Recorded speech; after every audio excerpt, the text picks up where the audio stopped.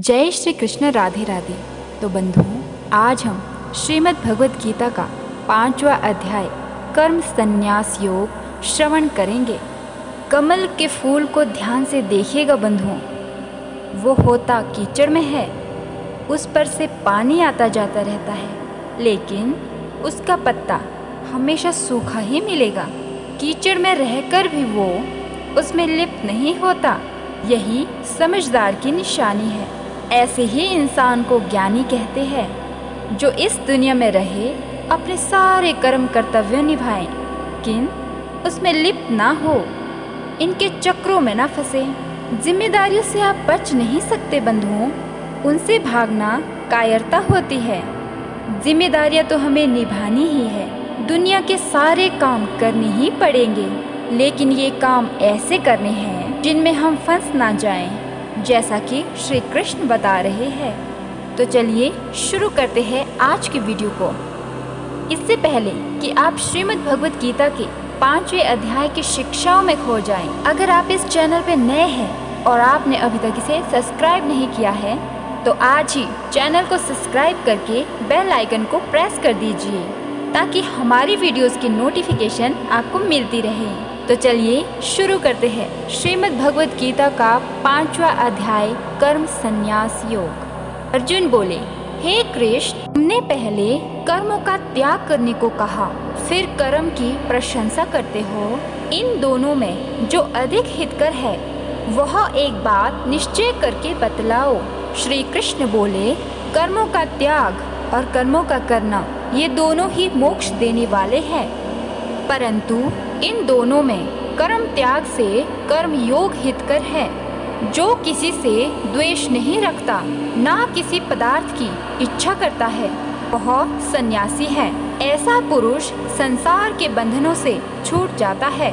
सांख्य और योग को मूर्ख लोग ही पृथक पृथक करते हैं, पंडित नहीं कहते हैं। जो इन दोनों में से एक में भी अच्छी तरह स्थित हो जाता है, को दोनों फल प्राप्त होते हैं। ज्ञानी योगियों को जो स्थान मिलता है कि कर्म योगियों को प्राप्त होता है। ज्ञान योग व कर्म योग एक ही है। कर्म योग के बिना संन्यास का प्राप्त होना दुष्कर है। कर्म करने वाले मुनिजन को ब्रह्म प्राप्त होने में विलंब नहीं लगता।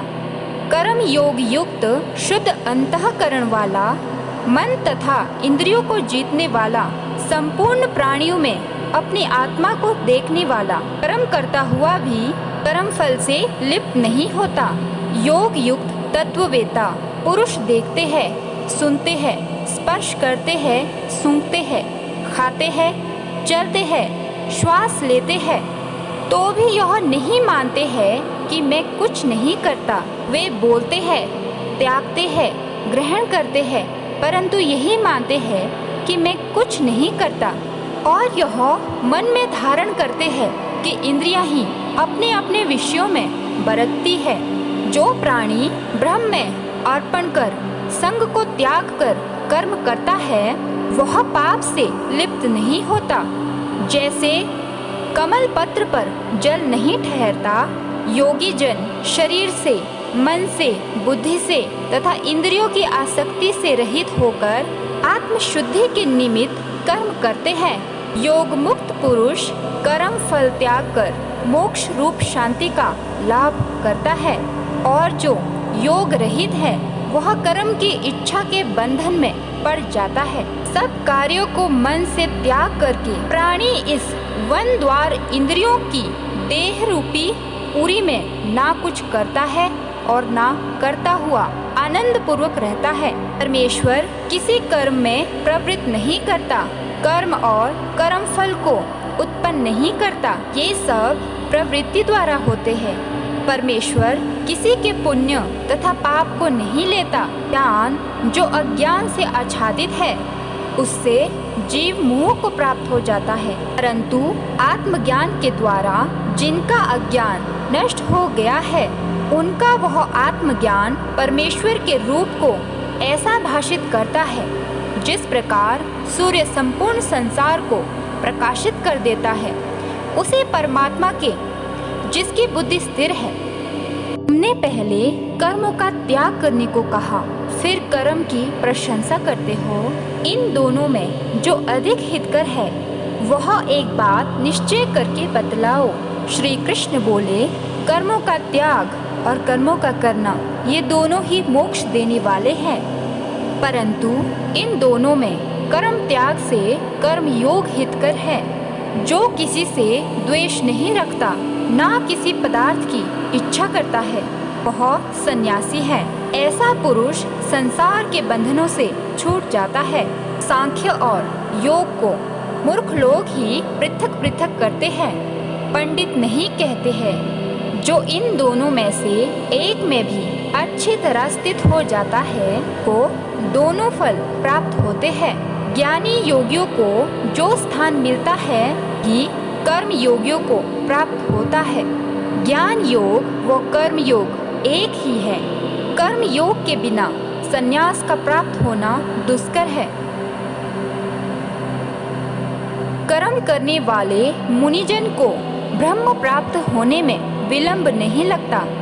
कर्म योग युक्त शुद्ध अंतःकरण वाला, मन तथा इंद्रियों को जीतने वाला, संपूर्ण प्राणियों में अपनी आत्मा को देखने वाला, कर्म करता हुआ भी कर्म फल से लिप्त नहीं होता। योग युक्त तत्ववेता पुरुष देखते हैं, सुनते हैं, स्पर्श करते हैं, सूंघते हैं, खाते हैं, चलते हैं, श्वास लेते हैं, तो भी यह नहीं मानते हैं कि मैं कुछ नहीं करता। वे बोलते हैं, त्यागते हैं, ग्रहण करते हैं, परंतु यही मानते हैं कि मैं कुछ नहीं करता। और यह मन में धारण करते हैं कि इंद्रियां ही अपने अपने विषयों में बरतती है। जो प्राणी ब्रह्म में अर्पण कर संग को त्याग कर कर्म करता है, वह पाप से लिप्त नहीं होता।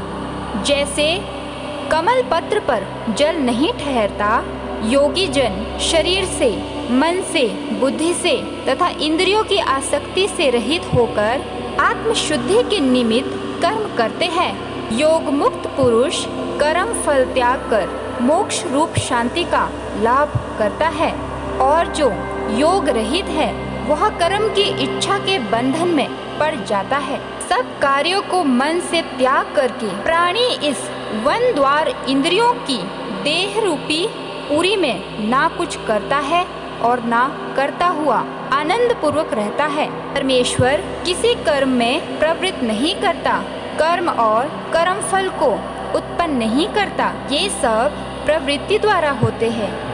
परमेश्वर किसी के पुण्य तथा पाप को नहीं लेता। ज्ञान जो अज्ञान से आच्छादित है, उससे जीव मोह को प्राप्त हो जाता है, परंतु आत्मज्ञान के द्वारा जिनका अज्ञान नष्ट हो गया है, उनका वह आत्मज्ञान परमेश्वर के रूप को ऐसा भाषित करता है जिस प्रकार सूर्य संपूर्ण संसार को प्रकाशित कर देता है।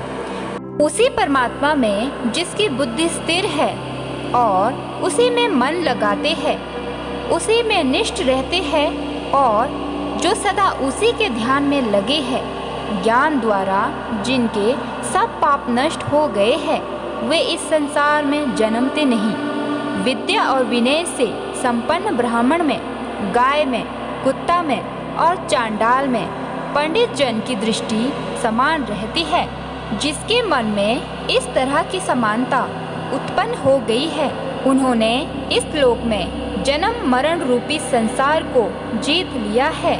क्योंकि ब्रह्म निर्दोष और सर्वत्र सम्मान है, इसीलिए वे ब्रह्म को प्राप्त हो जाते हैं। जो प्रिय पदार्थ को पाकर प्रसन्न और अप्रिय को पाकर खिन्न नहीं होते, ऐसे स्थिर बुद्धि वाले मोह रहित ब्रह्मवेता को ब्रह्म स्थिर जानो। बाहरी पदार्थों में जो चित्त को आसक्त नहीं होने देता, वही आत्म सुख का अनुभव करता है और ब्रह्म में अंतःकरण को मिला अक्षय सुख मोक्ष प्राप्त करता है। वे इंद्रियों के स्पर्श से जो भी भोग देते हैं, वे वस्तुतः दुखदायी होते हैं। उनका आदि भी है और अंत भी है। हे कौन्तेय, ज्ञानी लोग ऐसे भोगों में रत नहीं होते। शरीर छूटने के पहले जो मनुष्य काम और क्रोध के वेग को सहन करने में समर्थ होता है वह योगी और सच्चा सुखी है। जो योगी आत्म सुख से सुखी, अंतरात्मा के आनंद से आनंदित और अंतर ज्योति से ही प्रकाशित है, वह ब्रह्म रूप होकर ब्रह्म निर्वाण मोक्ष को प्राप्त होता है। पाप जिसके नष्ट हो गए हैं, कुबुद्धि दूर हो गई, मन को जिन्होंने वश में कर लिया है, जीव मात्र का जो हित चाहते हैं, ऐसे योगी को ब्रह्म निर्वाण प्राप्त होता है। काम और क्रोध जिनमें नहीं है, मन के वेग को जिसने रोक लिया, ऐसे आत्मज्ञानी योगियों को ब्रह्म निर्वाण सहज ही प्राप्त होता है। बाहरी पदार्थों के संयोग से अलग रहकर दोनों बाहों के बीच में दृष्टि लगाकर नासिका के भीतर चलने वाले प्राण अपान वायु को सम करके इंद्रियां, मन और बुद्धि को वश में करके इच्छा, भय और क्रोध को त्याग मोक्ष की इच्छा करने वाले योगी जीवन मुक्त है। जो मुझको सब यज्ञों और तपों का भोक्ता, संपूर्ण लोकों का स्वामी और सब प्राणियों का मित्र जानते हैं, उन्हीं को शांति प्राप्त होती है।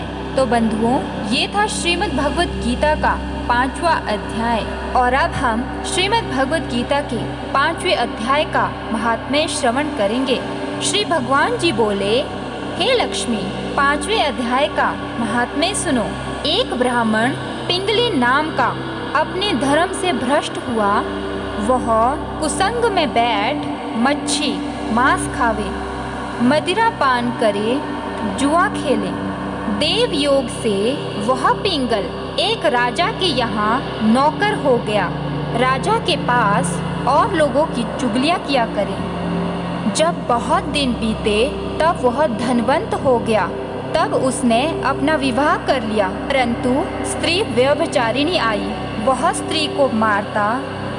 उस स्त्री ने दुखी होकर अपने पति को विष दे दिया। वह ब्राह्मण मर गया। उस ब्राह्मण ने गिद्ध का जन्म पाया। कुछ काल पीछे वह स्त्री भी मर गई। उसने तोते का जन्म पाया। तब वह एक तोते की स्त्री हुई। एक दिन उस तोती ने तोते से पूछा, हे तोते, तूने तोते का जन्म क्यों पाया?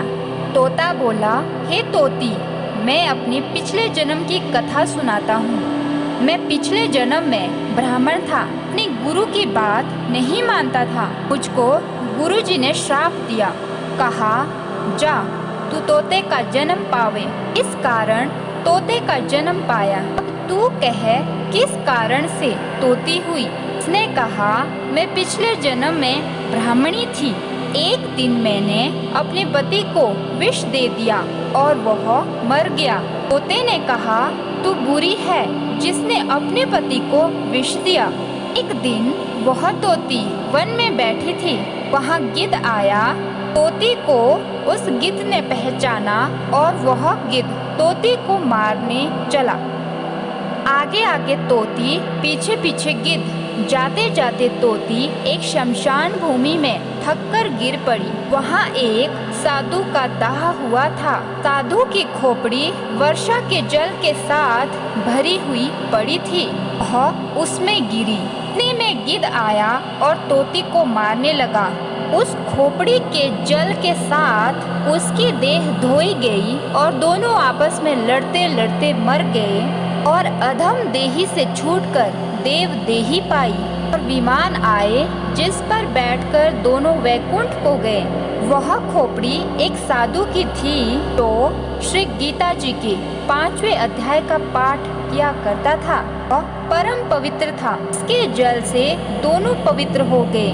जो प्राणी श्री गंगा जी का स्नान करके श्री गीता जी का पाठ करते हैं वैकुंठ को जाते हैं।